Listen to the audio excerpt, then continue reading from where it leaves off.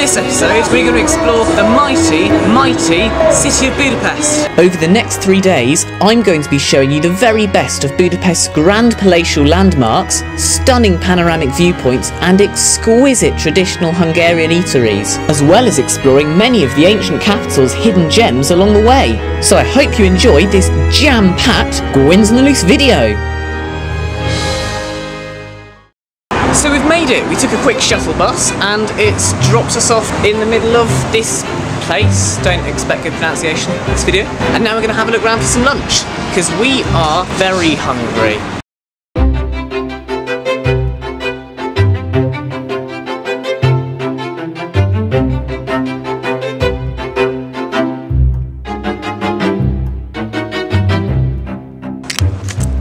Now I know this doesn't look like the most creative food. I could lie to you and say that Hungary is legendary for its Italian diaspora, but I think you can agree that the view is absolutely exquisite.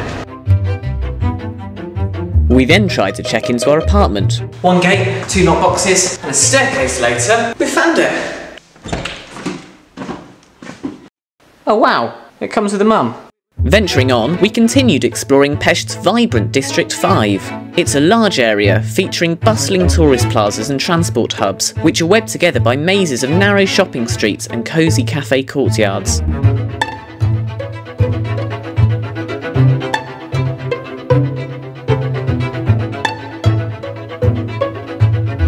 There wasn't that much time left in the day, but we did string a small plan together. So we're walking along the Danube. There's really cool trams like that one that go right along it, and we've decided we're going to go to a church that is underneath a mountain just over there.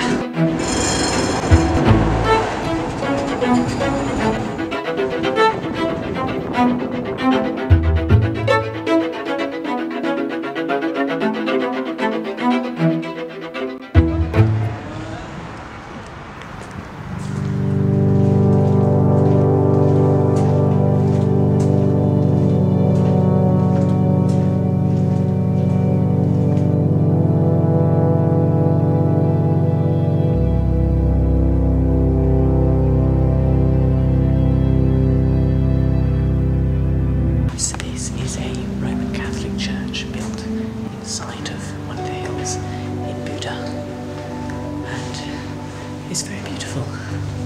Very, very beautiful.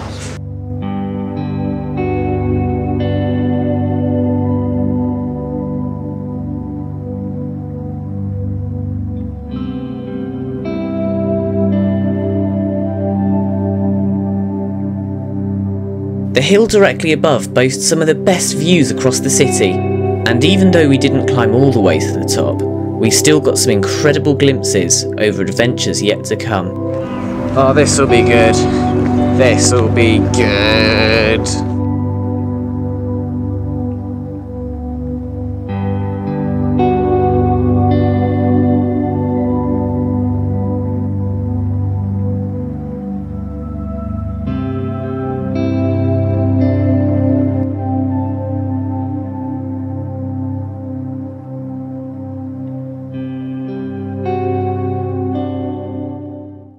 And now, as tradition dictates, I must try the stupid food as part of the first dinner of the video. So, I'm having chicken paprika. It's a traditional Hungarian meal in a traditional Hungarian restaurant. Lovely music playing. This is traditional Hungarian paprika. You've had paprika powder before, everyone has. This is the real deal.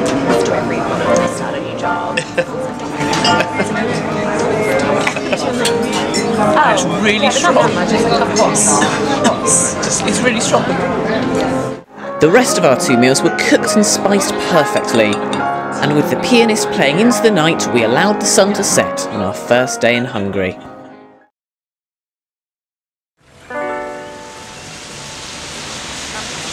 So it's day 2 in a bit more of a rainy Budapest, and we're going to cross the river again. We're going to go to Buda, and we're going to explore all of the delights that the castle district has to offer.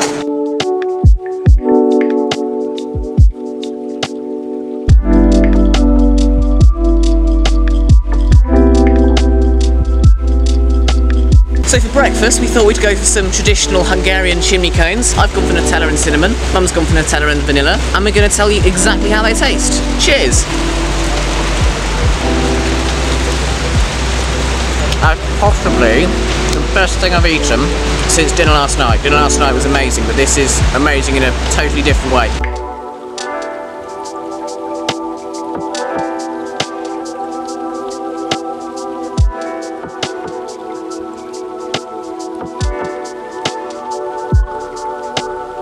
So we're walking over this bridge because the really famous chain bridge over there isn't open to pedestrians at the moment, but we're going to get the Funicular railway all the way up that hill over there. So we're going to walk along the Danube on the other side, which should be really beautiful.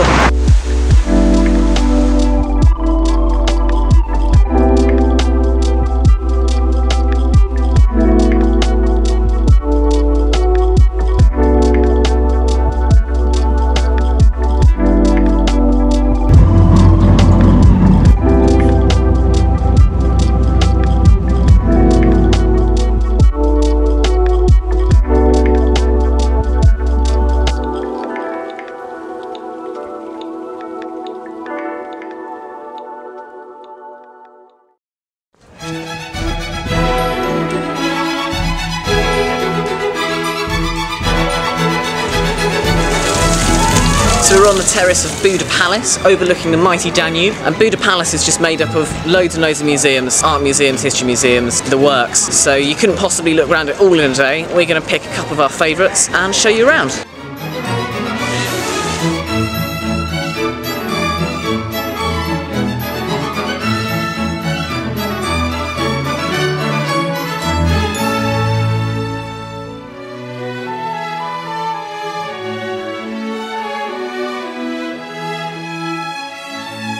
These are the crown jewels from Hungary, which America kept safe during the Cold War. They look exactly like you'd expect crown jewels to look like.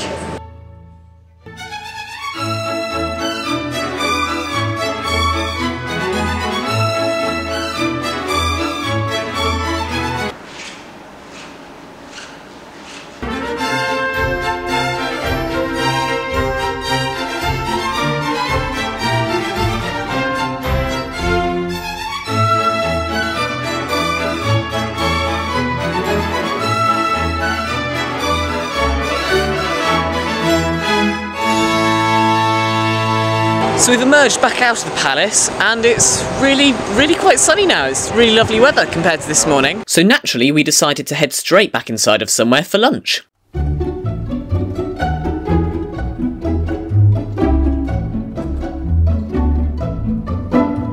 we're continuing with our traditional Hungarian food. For lunch we've got goulash soup and some paprika on the side.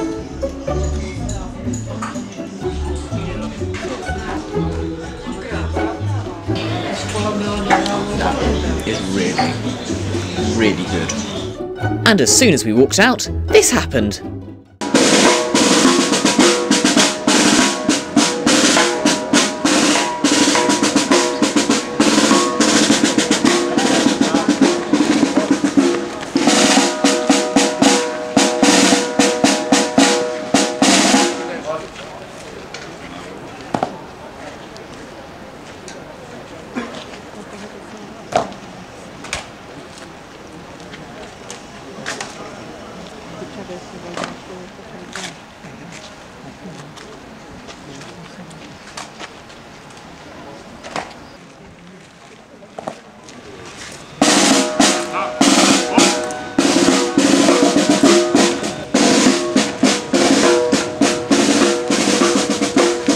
So I'll have to tell you after the fact, because we ran for it. That was the changing of the National Guard outside of the office of the Hungarian President. So that's quite cool. Moving on. And now we're heading into Buda Castle's Labyrinth, which, for those of you who are a little bit well read, is allegedly where they held Count Dracula. So I'm going to be sacrificing Mum. Or not, as the case may be.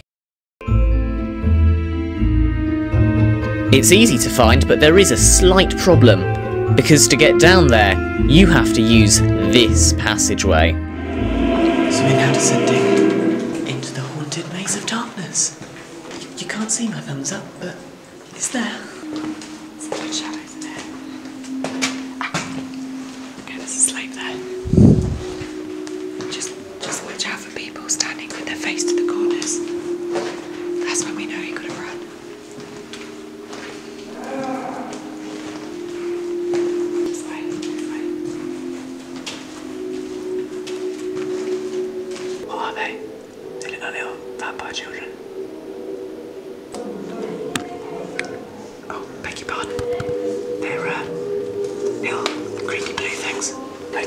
So Dracula got eaten by the Avatar people.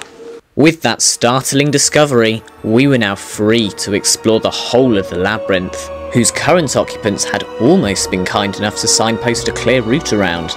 So scarily, it still slightly lives up to its name.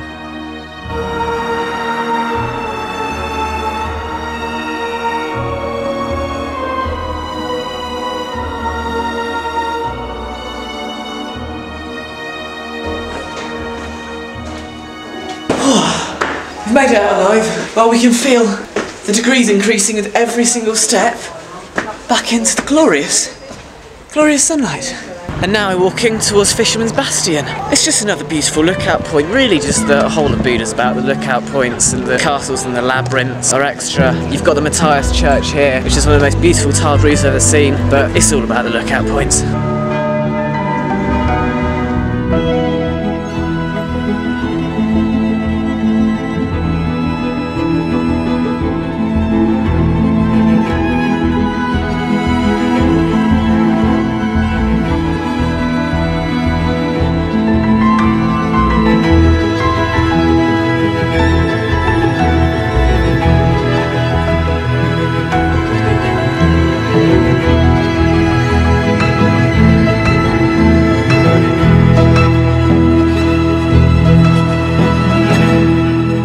I think you can agree that this view is definitely worth an ice cream.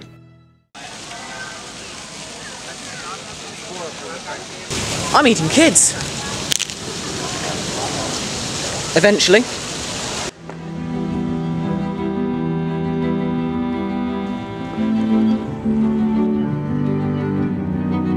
We're now walking through the riverside streets of Buda. It's a little bit different to right at the top, but we're walking parallel to the river. We're going to cross at this bridge, and we're going to see the Hungarian Parliament up close and personal.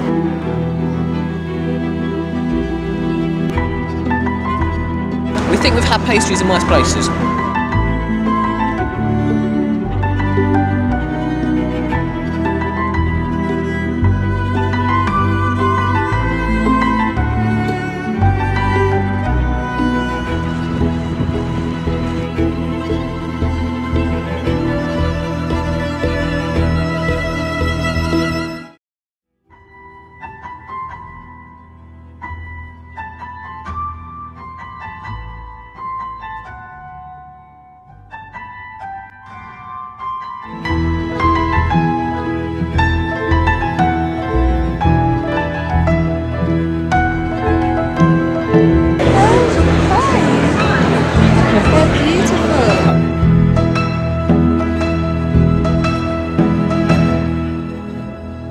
And you've probably guessed where we're going to end up. Yeah, we ended up here again. It's good pizza though. It's really good view.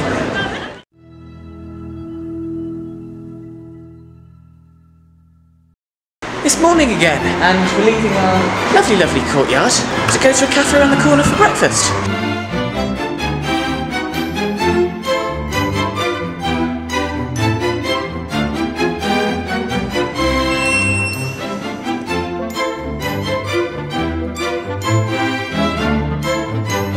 So this is a morning bun. It's got strawberry and orange blossom water. One of the nicest pastries I've ever had.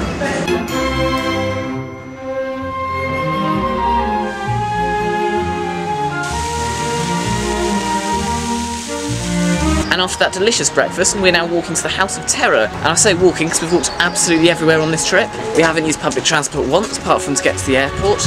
You can use the trams, you can use the metro, but to be honest, there's no real reason why you can't just walk everywhere in this city. Nothing's more than an hour away from anywhere.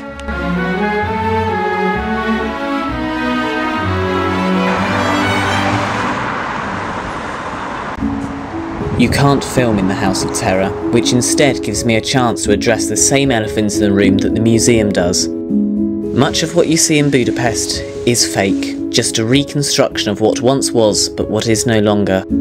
During the 20s and 30s, Hungary found itself outcast from the political landscape.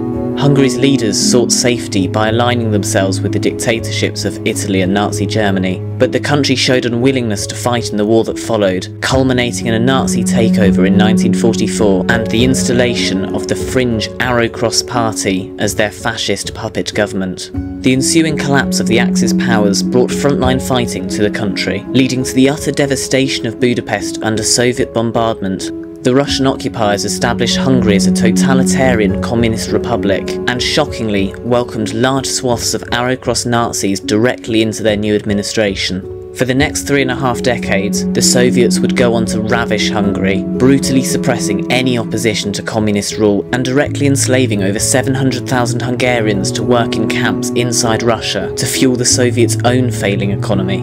Amongst this, many of the country's war-damaged monuments had either been left to rot or had eventually been torn down with the little money that the communist government of Hungary were given for reconstruction. Huge efforts have been made in recent years to restore many historical buildings throughout the country to their former glory.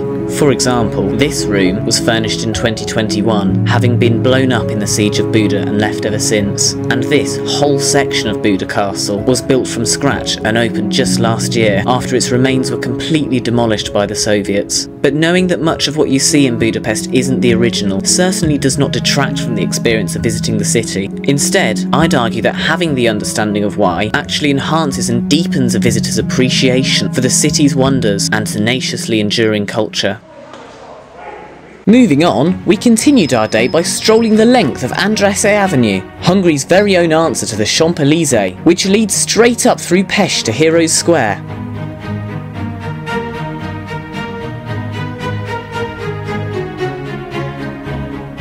Yeah, so Heroes Square is quite something. It's where they used to do parades and flag wavy things and things. Now we're heading on into the city park and we're going to find somewhere to eat. No, we're not, because I'm getting ridiculously hot and flustered. So we're going to duck into the nearest possible restaurant instead, which, as you'll see, turned out to actually be one of the best decisions of the whole trip.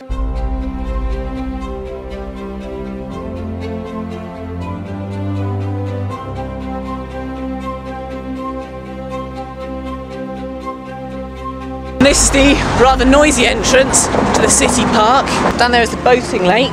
In the winter, it doubles up as an ice skating rink. And that cafe's where we ate lunch.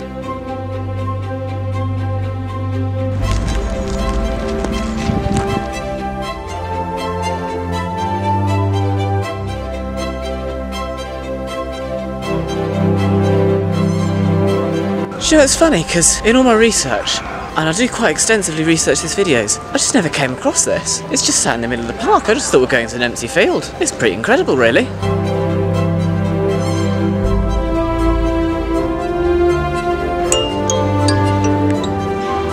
So we're now inside the Hall of Music. It's an absolutely beautiful building. There is a paid-for exhibit that you can look around, or you can just come into the lobby. And it doesn't cost a thing.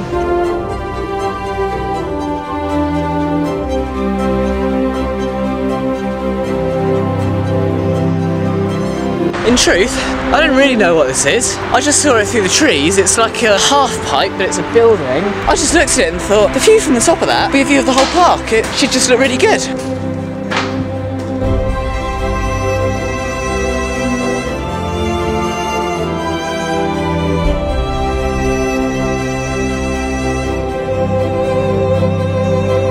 Yeah, that was really cool.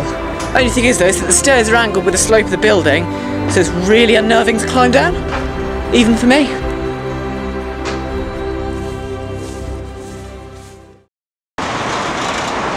So we're losing sun rapidly, and we decided to walk across to the other side of Pest to a really good looking restaurant called Kiosk. It's not a kiosk, it is a restaurant. It sits right on the Danube. Should be good. Can you tell we're hot and bothered? We're slightly hot and bothered.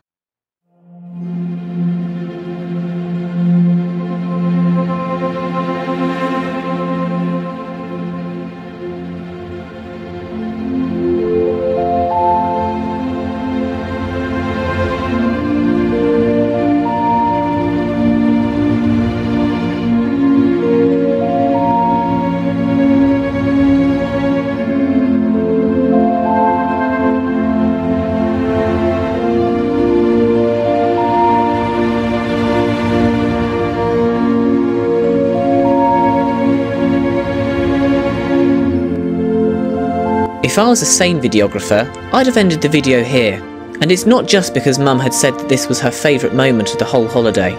Gazing across the Danube at the castle complex above felt so much more special now, not just because it dazzled gorgeously in the night, but because we now understood that it blazed as a symbol of nationwide resilience and hard-fought liberty. All of this, of course, avoiding the fact that sunset endings simply work so well.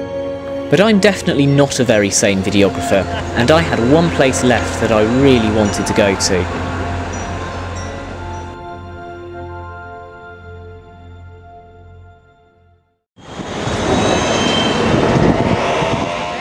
New York Café is described as the most beautiful cafe in the world.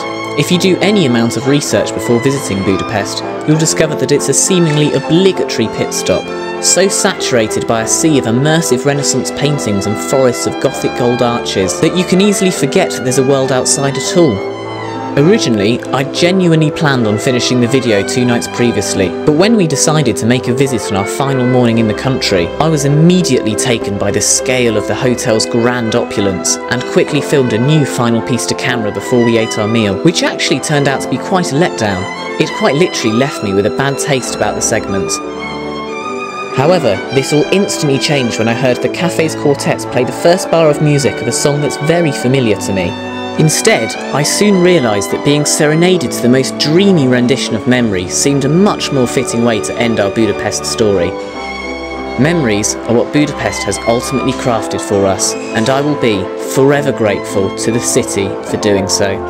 I cannot recommend visiting Budapest enough.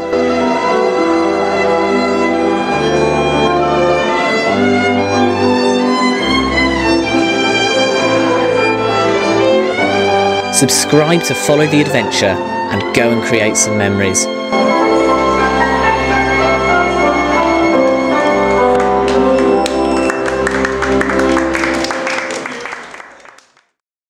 We're on our way to Visegrad in rural Hungary. It's a former seat of royalty, boasting some of Europe's most impressive castles.